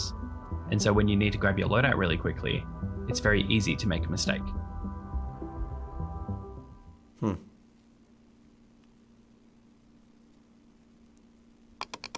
I don't think anyone likes dying when they're not given the chance to fight back. From time to time, this also happens at buy stations. Γιατί λέει, δεν νομίζω λέει σε κανένα να αρέσει λέει, να πεθαίνει χωρίς να του δοθεί ευκαιρία να παλέψει πίσω. Να παλέψει δηλαδή με το άτομο. Εντάξει. Αυτό τώρα τι μου θύμισε, ρε bro. Αυτό μου θύμισε πάρα πολύ το. Πώς λέγεται το mod που είχαμε με τα περισσότερα hit points. Πώς λεγότανε. Παραπάνω hit points που λείπανε. Πώς το λένε, που ήταν το πιο δύσκολο mod. Το Iron Trials. Αυτό. Το Iron Trials όντως σου έδινε την ευκαιρία να παλέψεις. Γιατί σε βαρούσε κάποιος και δεν πεθαίνεις με τη μία. Οπότε μπορούσες, άμα προλάβεις να δεις από σε βαρέ, να γυρίσεις και να παλέψεις πίσω. Και εκεί ο καλύτερος κερδίζει. Όντως, σου λέει, το άτομο που είδε πρώτο, έχει τη δυνατότητα να σε βαρέσει πρώτα 2-3 φέρες. Αλλά άμα είσαι καλός όμως, έχεις μια ευκαιρία που μπορεί και να κερδίσει τη μάχη. Άμα είσαι καλύτερος. Κατάλαβες. Αυτό μου θυμίζει τώρα. Say you want to buy a precision. I've played this game a lot, so I know I have to press up 6 times and X twice. It still takes me more than a second and a half. The problem is, this game's time to kill is really, really fast. And this was an optimal scenario. For most players, it'll take far longer. Put differently, if you get caught using a buy station, you're pretty much dead. And with some of the places they're located, it happens more than you'd think. With that said, I think everyone would appreciate more efficient buy station navigation. In solos, armor plates are the fastest item you can buy. Open the buy station, press X twice, and you're done. It takes less than a third of a second. If we had hotkeys, you could buy every item as quickly. You want that. Καλά σου λέει να βάλεις hotkeys. Όντως. Και στο PC θα ήταν ωραία να έχει hotkeys. Γιατί δεν έχουμε hotkeys όταν αγοράζουμε και πρέπει να πηγαίνουμε έτσι. Ακριβώς. Να βάλουμε hotkeys. Όντως. Precision, press L2 twice. You want to buy all your teammates back without sacrificing your life? Press square twice to use the buy all function. Έλα λίγο. Buy all.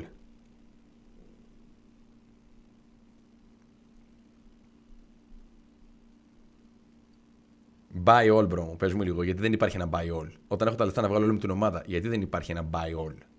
Να τελειώνουμε. Of course, they would be fully customizable. I would probably use something like this, but players could use as many as they'd like, or they could avoid using them altogether. What about the items themselves? We've already covered plates, gas masks, field upgrades, and loadouts. What about self-revives? I've never liked the fact that they're infinitely reusable, but I wouldn't change them because they're far too important for maintaining one's sanity when playing against these quick-scoping, no flinch, sometimes no glint snipers. To further aid efficiency, advanced UAVs should have their own slot, and they should also show what level an enemy is fighting on. If you're in a Ορίστε, γιατί δεν έχει advanced UAV εδώ πέρα με τα λεφτά σύνολο. Building with multiple levels, it's Όντως, κάτι ακόμα. Όταν έχεις απλό UAV, το βλέπεις. Για δες το. generally preferable to have a UAV instead of an advanced, because the UAV will indicate whether your enemy is above or below. Advanced UAVs cost 3 times as much. There shouldn't be a disadvantage in comparison. Καλά σου λέει. Καλά σου λέει όμως εδώ πέρα. Αφού το UAV κοστίζει 3 φορές τα λεφτά, γιατί δεν σου λέει αν ο αντίπαλος είναι πάνω κάτω ή που βρίσκεται. Ενώ το απλό UAV σου λέει. Για πες λίγο. To the regular UAV. The ability to buy your teammates back might be the single best feature in Warzone. Όχι ρε μπρο, μα και τώρα κάνει 12.000. Απλά σου λέει ότι να πατάς 3 φορές, το πατάς μία και βγαίνει. 12.000 ίδια τιμή. Π.χ. τώρα είναι 6, 3, 6, 18. Θα είναι 18.000. Απλά σου λέει, ας πούμε, θες advance με τα λεφτά που έχεις μπρο μου. Αντί να αγοράζω 1-1-1, θα πατάω μια φορά και τελείωσε και βγήκε. It only has one problem. After your second death, the game starts loading your teammate's POV so you can start spectating. And while it's loading, even though you're already full dead, your teammates cannot buy you back. They have to wait 10 to 15 seconds for you to fully load into their POV. I don't think anyone would expect the game to have instant loading times. But if it's going to be 15 seconds before I'll be able to load back in and respawn, okay, but don't make my teammate wait 15 seconds to buy me. Let them buy me in advance and move away from the buy station. Καταλάβατε τι λέει εδώ πέρα. Σου λέει ότι από την ώρα που θα παίξεις το Gulag και άμα χάσεις, μέχρι την ώρα που θα βγεις στο παιχνίδι είναι 15 δευτερόλεπτα. Όλη αυτή τη διάρκεια, ενώ έχεις χάσει ήδη, ο αντίπαλός σου λέει, ο αντίπαλος, ο συμπαίκτης σου, δεν μπορεί να σε αγοράσει. Εντάξει. Πρέπει να περιμένει. Και εντάξει, δεν είπαμε να σε βγάλει επιτόπου, αφού δεν γίνεται να σε βγάλει επιτόπου. Τουλάχιστον μπορεί να σε βγάλει εκεί πέρα που κάθεται, να σε περιμένει, να φύγει και εσύ μετά από 15 δευτερόλεπτα να κάνεις spawn στον αέρα. Αλλά όχι τώρα να με αναγκάσει εγώ να κάνω γύρω από την αγορά και να περιμένω 15 δευτερόλεπτα για να μπορέσει να εμφανιστεί η επιλογή να τον κάνω rares. Κατάλαβες? Αυτό ακριβώς λέμε τώρα. Κατάλαβες? Also, what's with the ridiculous loading viewpoint? While loading your teammate's POV, you get a bird's eye view of the spot you died, and you're able to tell your teammate exactly where their enemy is located. This should be removed altogether. And finally, airspace too crowded. Ναι. If it didn't exist, our recon friends would just be spamming even more airstrikes in the final zone. Endgames would start to resemble the ones with those infinite cluster strike cheats. Κοίταξε, αυτό με το UAV που λέτε παιδιά το advanced, ωραία. Άμα αγοράσουμε τα 12.000, ίσως ένας τρόπος είναι με το που το αγοράζεις να ανοίγει με τη μία και να μην σου δίνει την επιλογή να το κουβαλήσεις. Δηλαδή, εκεί στην αγορά που είσαι, το αγοράζεις και παίζει. Τελείωσε. Δεν σου λέει να το κουβαλήσεις. Απλά με το που το αγοράζεις 12.000, ενεργοποιείται επί τόπου. Οπότε δεν σου δίνει την επιλογή να το κουβαλήσεις. Κατάλαβες πάνω σου. Εντάξει, απλά για να μην το αναλύουμε πολύ. Εντάξει, αυτό και γι' αυτό υπάρχει τρόπος. Είναι σαν να λες ότι δεν αγοράσω 1-1-1, το αγοράζω μία φορά και ανοίγει εκείνη τη στιγμή και τελείωσε. Κατάλαβες. So it's a necessary feature, but I would change one thing. Take this example. I self-revive behind this rock and get precisioned. I'm one shot, so if I move from this rock, I'm dead. My only way out of this is using my own airstrike to make the other squad move. But since this guy precisioned me, I'm not allowed to use my own. Καλά λέει. Βγαίνεις πίσω από το βράχο, εντάξει. Βγαίνεις πίσω από το βράχο, ίσως σου λέει ένα shot και σου λέει αυτό εγώ τώρα αυτή τη στιγμή για να μπορέσω να φύγω από εδώ πέρα. Θα ήταν πολύ φοβερό αν μπορούσα να χρησιμοποιήσω το airstrike μου εναντίον του αντιπάλου για να μπορέσει εκείνος να κρυφτεί και να μου δώσει μια ευκαιρία να φύγω. Αλλά όμως έχει το προθέσω αυτό να το κάνω, δεν γίνεται λέει, λόγω του ότι είναι το δικό του airstrike στον αέρα. The airspace too crowded feature should exist within teams, as it does now, but it shouldn't exist between teams. A 30-minute game shouldn't be decided by whoever uses their airstrike first. Καλά σου λέει. Ένα παιχνίδι 30 λεπτών λέει δεν θα έπρεπε να εξαρτάται από το ποιος χρησιμοποιεί πρώτος το airstrike του. Από τη στιγμή που είναι δύο αντίπαλες ομάδες, έπρεπε να χρησιμοποιεί το καθένας το δικό του ό,τι στιγμή θέλει. Ξεκίνησε λέει εδώ πέρα, αυτά συμβαίνουν λέει όταν οι developers δεν είναι gamers, δεν έχουν μεράκι και απλά φτιάχνουν κάτι για να το φτιάξουν. Βέβαια, καταπληκτικό βίντεο. Βέβαια, το παιδί, παιδιά, σου λέω, θα έχω το link από κάτω, το όνομά του, τα βίντεο όλα. Πηγαίνετε, κάντε follow, subscribe, like. Είναι φοβερός, φοβερός.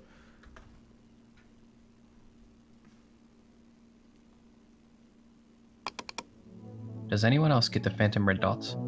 You know, the bug that happens so frequently that you're repeatedly going to the map only to see people fighting 2,000 meters away?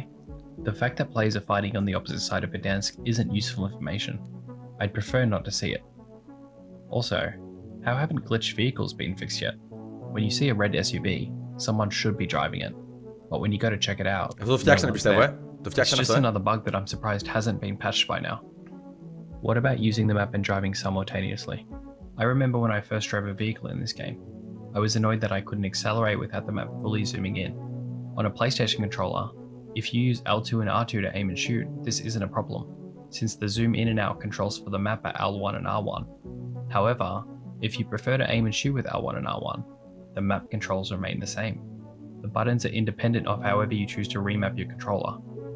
So if you prefer to shoot with R1, you cannot accelerate without the map fully zooming in.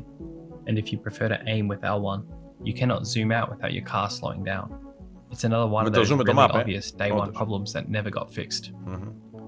Let's talk about Warzone's marking system. Sometimes the marks you place get in the way, meaning you need to remove them to see better while fighting.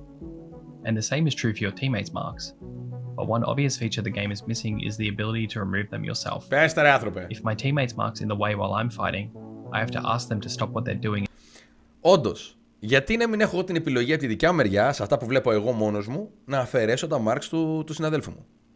Δεν χρειάζεται να αφαιρεθεί στη δικιά του μεριά, αλλά στο ότι βλέπω εγώ, να μπορώ να το αφαιρέσω. Ναι, με ενοχλεί. Ναι, με ενοχλεί. Καλησπέρα, μπρο μου. Κατάλαβες. Ναι, με ενοχλεί. Ωραία, έβαλε π.χ. Μάρκο V.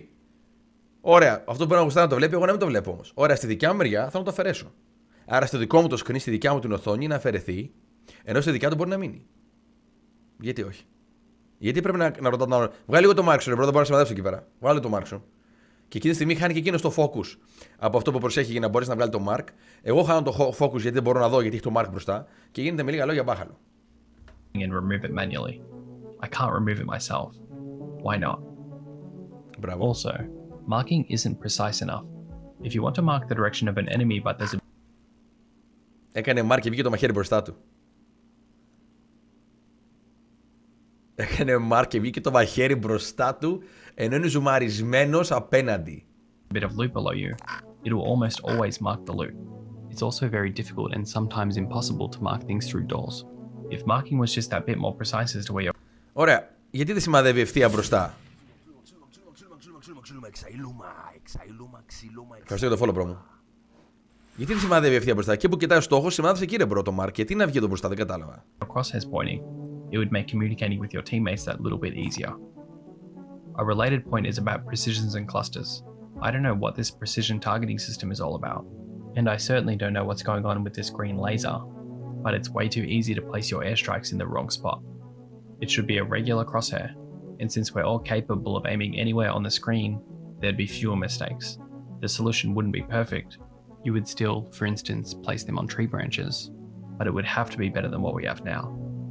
Πες μου λίγο. Πες μου λίγα το κλαδάκι μπροστά και λέει όλα airstrike στο δέντρο. Γιατί απλά ήταν ένα κλαδάκι μπροστά. Αυτό έλεγε πριν, ακριβώς. Since we're far removed from the times where it took 3 minutes to pick up an armor satchel, I'd say Warzone's looting is quite good. In fact, aside from still showing the wrong guns, which is really a non-issue, and the cases where loot gets stacked directly on top of each other, which is more common, there's not much to complain about. But I still think... Εγώ για αυτό το λόγο, επειδή να ξέρετε, εδώ και πάρα πολύ καιρό τι κάνω, όταν τρέχω προς το loot, πετάω τα όπλα μου ενώ τρέχω, οπότε υπάρχει ένα κενό μεταξύ τους και επίσης δεν πέφτουν μπροστά στο κουτί για να μην κολλήσουν. Οπότε μετά παίρνω το loot μου από το κουτί, γυρίζω πίσω και τα όπλα μου είναι ξεχωρισμένα ήδη. Οπότε διαλέγω τα όπλα μου πίσω και τελείωσε. Έτσι το κάνω για να μπορέσω να αποφεύγω αυτή τη φάση εδώ, αυτό το κόλλημα που έχουν όλα τα όπλα εδώ μαζί. I think there's some room for improvement. There are some minor points, like why am I still looting pistols off the floor? What's the point of having ground loot pistols which are so much worse than the one you spawn with? If it's so important to have players using a variety of pistols, they should have just changed the starter pistol more than once since Warzone's release. Also, if you get full plates from looting a satchel when you don't already have one, you should also get full plates when you do. You should be encouraged to, and not punished for, playing aggressively and using up a lot of your plates. I can see why they did this. You wouldn't want players with 6 plates taking all the satchels, but I think there's a better solution. If you have any spare plates when looting a satchel, you should automatically drop those plates. Same thing with armor boxes. There would be fewer satchels lying around, but there would be far more plates. Καλά λέει. Σου λέει ενώ έχεις ένα satchel, δεν μπορείς να πάρεις ένα άλλο satchel γιατί έχεις πάρει ήδη ένα πάνω σου. Και λέει κανονικά δεν έπρεπε ας πούμε, να κάνεις penalize τους παίχτες οι οποίοι είναι aggressive.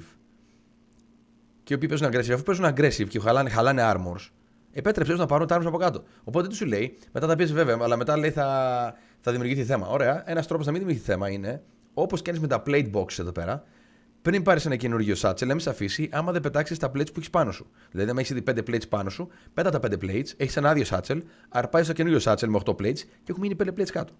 Όπως είναι το κουτί. Μπράβο. Γιατί όχι. Γιατί όχι. Πόσες φορές είναι επειδή έχω satchel πάνω μου ολόκληρο με ένα plate, δεν μπορώ να πάρω ένα άλλο satchel. Και μετά παίρνει ο άλλος satchel και λέω μπρο μου δώσ' μου μερικά armor. Τώρα που έχεις ένα full satchel.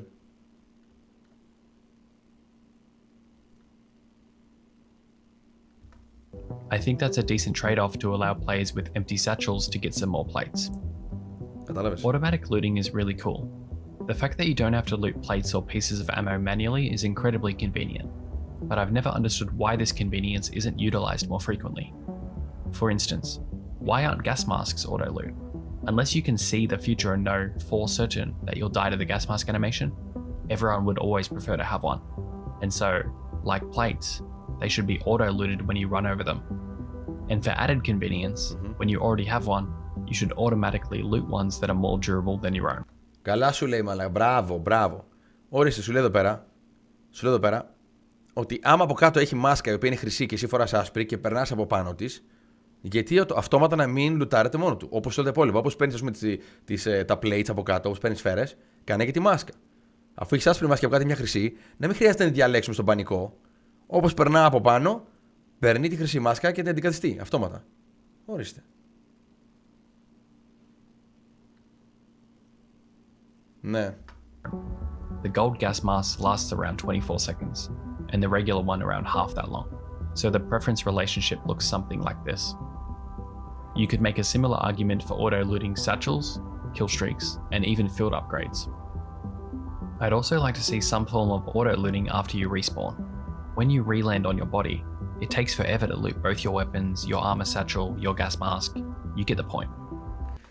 Θα ήθελε λέει, να κάνεις το auto-looting, λέει, όταν κάνεις respawning, από το να κάνεις 8 χρόνια να πάρεις τα πράγματά σου, όπως πέφτεις, επειδή είναι η register πάνω σου, πιστεύω, επειδή είναι απλά η register πάνω σου, έχεις το δικό στο loadout έτοιμο, όπως πέφτεις, τα παίρνει όλα από κάτω. Όπως δεν περνάς από πάνω τους και μαζεύει τα όπλα σου και αυτά όλα που είσαι πριν ντυμένος, πριν πεθάνεις. It would be really cool if the game remembered your items after respawning, meaning you could just auto-loot everything by running over your body. Σκέφτομαι μαζί με αυτόν ίδια. Πάμε. This means you would never have to spend 40 seconds scouring through piles of loot just to find your MP5. And finally, these respawning crates from Rebirth would be a great addition. As the Verdansk map has gotten older and older, it's become increasingly difficult to find any loot mid to late game. You want to land on this building on the outside of Lumber? It's probably looted. This building on the outskirts of Military? Probably looted. Now this won't matter as much with the new map, but a few months later, the same thing will happen. Players will become so familiar with where everything is, and they'll be so good at looting, that it'll be so difficult to find anything after respawning. Ναι, αυτό με τα restock που λες είναι ένα τέτοιο μπορεί στην καλτέρα, είναι λόγω του mod που είναι τώρα. Απλά γίνονται restock με κάποια στιγμή όλα εκεί στην περιοχή.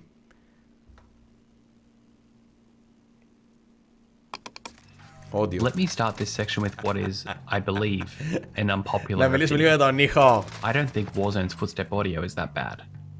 It used to be a big problem. I remember watching a Jack Frags video a while back that proved this. But a few updates later, and I'm pretty confident that even with my $100 headset, I hear almost all of the footsteps. An unfortunately relatable example of good footstep audio is with our old friend. Whenever I get killed by dead silence, I can pretty much call it out every time before I see my kill cam. I know it's dead silence instantly because I was expecting to hear the footsteps, because I almost always hear the footsteps. Now, if so many people have such trouble with Warzone's audio, why does everyone complain about dead silence? If you can't hear footsteps to begin with, dead silence isn't a problem, right? Competitive Warzone players are an even better example. If you're firmly in the camp of thinking there's a big problem with the footstep audio, I'd strongly recommend you go and watch some of these plays for a few hours. If you haven't ever watched any of them, you'll literally be blown away with how well they're able to use the audio to know exactly where everyone is. With all that said, I'm not saying it's perfect. There are occasions where you just don't hear enemy footsteps. Ha! and the vertical order. Ήρθε ο άλλος δίπλα σιγά σιγά. Τσίκο. Πού είσαι ρε μεγάλε? Από πού ήρθες εσύ? Audio. Plain and simple. Warzone's vertical audio sucks. There can be an enemy sprinting on a floor just a few meters above you, and you'll be unable to distinguish whether those footsteps are above or below. It makes fighting in buildings with... Άρα το πρόβλημα δεν είναι τα βήματα στον ίδιο όροφο με σένα, το πρόβλημα είναι τα βήματα από πάνω σου και από κάτω σου, όταν ανεβοκατεβαίνεις. Εκείνοι που δεν ακούγονται. With multiple floors a complete nightmare. I also think there's a few questions to be asked about Warzone's general audio design. Do we need airstrikes to be so loud? Do we need so much ambient noise? You know, the creaks in the houses. The wind noises on... Πόσες φορές έχω πει, νομίζω ότι ακούω άτομο. Και είναι απλά η οροφή που κουνιέται, ξέρω, τα ξύλα. Τρίζουνε. On these tarps that sound exactly like footsteps. Τώρα και στην καλτέρα, στις τέντες μέσα. Πόσες φορές νομίζω ότι έχω άτομα, απλά είναι η τέντα που ακούγεται. Do we need breathing to sound like this? And most importantly, do we need dead silence? It's been such a problem for such a long time that I'm beginning to think people attribute it to the general notion that the footstep audio is horrible. And I think if it was removed, as it should be, you'd see far fewer complaints. Ακριβώς, γκριγκρι, τελικά θα έρθει και άτομο, λέει, και θα λες η τέντα είναι, λέει. Πάμε. This section is a small collection of things that didn't fit into other categories. Things like, I would like the ability to actually see when I'm playing. You shouldn't get rewarded for ADSing a door 3 meters away with an RPG. When some... Τι είπε τώρα μόλις για το RPG? Πώς πέθανα εγώ πριν λίγο? Από το RPG στο μισό μέτρο. Πες μου λίγο. Τα ζω αυτά. Τα ζω κάθε μέρα, φίλος. Τα ζω κάθε μέρα. Someone leaves the game when they're about to die, the person shooting at them should get the kill. And when... Σωστός. Επίσης, λέει, όταν κάποιος, λέει, βγαίνει από το παιχνίδι, λέει, την ώρα που είναι να πεθάνει, πρέπει να πάρει kill. Όχι απλά να εξαφανιστεί και να μην πάρει τίποτα. Στην τελική, φίλος, ξόδεψες σφαίρες, έκανες τον αγώνα σου και ο άλλος βγαίνει από το παιχνίδι γιατί δεν θέλει να πεθάνει και δεν παίρνει κανένα kill, δεν κάνει κανένα τίποτα. Όχι, μπρο. When I die, I would like to see my kill cam. Not once every 3 or 4 deaths. Every single time. In the Gulag, it would be nice if the fights were fair 1v1s, not 1v1s plus callouts. It would also be nice if so many Gulags weren't decided by whoever hits their stun. Another game I sometimes play is NBA 2K. And if you think Warzone's got problems, this game's in another realm entirely. One problem is its servers. It's not uncommon to have sessions where you lag out once every few games. And because your internet wasn't at fault, you can immediately rejoin the same server you were just playing in, head to the same court you were just playing on, and watch your own character, now being controlled by an AI, play out the rest of the game. You cannot join back in and start playing, even though you're right there. Now this is NBA 2K. I wouldn't expect them to think of adding a reconnect feature, and even if they did, I certainly wouldn't expect them to be capable of implementing it. But surely we can hold Call of Duty to a higher standard. With all the problems players have had disconnecting from games, how do we not have the ability to reconnect? How amazing would it be if after losing connection, you didn't have to wait 15 minutes for your teammates to finish the game before you can play again? You could reconnect to the servers, be prompted to rejoin your game, load back in, and then get brought back by your teammates. Ορίστε. Να σε αγοράσει πίσω, δεν ξέρω, κάνεις reconnect, σε αγοράζουμε πίσω. Κανένα πρόβλημα. Δεν θα εμφανιστείς αυτόματα, να σε αγοράσουμε πίσω. Να το κάνουμε και λίγο δίκαιο, άμα θες. Ορίστε. A reconnect feature would be so incredibly well received. Σωστά τα λέει. So there it is. 2 videos, over 50 minutes, many little things. But let's briefly touch on the things I didn't cover. The most notable omission was Rebirth Island, and this was simply because I haven't played it enough. I like this mode, and once I play it more, I'm sure I'll have enough ideas for it to warrant its own shorter video. Custom Θα κάνει επόμενο βιντεάκι, λέει, μάλλον αφού παίξει, λέει, Rebirth Island, οπότε. Games were also omitted. I haven't played any of these, but I've watched a lot of custom tournaments, and there are so many things Raven could do to make these better. More generally, there are so many things Raven could do to improve Warzone's competitive scene for both players and spectators alike. Again, there's probably enough here for its own video. I could have also touched on the playlist rotations. Could they add new modes without always taking away people's favorites? And why am I yet to see Doc play solos with proximity chat? How has this never been a limited time mode? Proximity chat, bro. Γιατί δεν έχουν βάλει proximity chat ακόμα εδώ πέρα, bro. Όντως, γιατί? Σε όλα τα άλλα παιχνίδια έχουμε. Στο Hand Showdown έχει. Στο Escape from Tarkov τώρα έχει. Σε πολλά παιχνίδια έχει εδώ, γιατί δεν έχει ακόμα. And what about all the comments? A few of these weren't too helpful. If I could just turn off a setting, I probably wouldn't still be dying like this. But a lot of you made really great.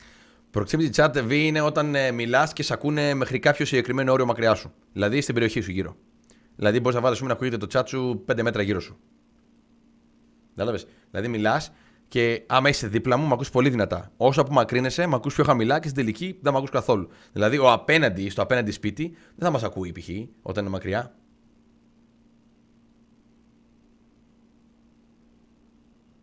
Points. A few of which I had never thought twice about. Γιατί υπάρχει τόσο μεγάλο delay, λέει, μέχρι when I'm trying to pick up a loadout, μέχρι να μπορέσω να διαλέξω το loadout μου. Inconsistency with choppers, λέει, crashing into each other. Sometimes one takes 30% damage. Σου λέει ότι δεν υπάρχει ισότητα, ρε παιδί μου, πώς το λένε, όταν δύο ελικόπτερα κρασάρουν μεταξύ τους, μερικές φορές το ένα λέει τρώει μόνο 30% damage, ενώ το άλλο σου μανατινάζεται. Κατάλαβες. Δεν είναι ίσα. Many comments made it into this video, and there were some that brought up points I wasn't aware of. You get on in a bertha and you're running a riot shield, you lose it. You get downed. When you get downed in a bertha and you're running a riot shield, you lose. Όταν δηλαδή σε ρίχνει η μπέρθα και χρησιμοποιήσεις το riot shield, λέει, πεθαίνεις και χάνεις.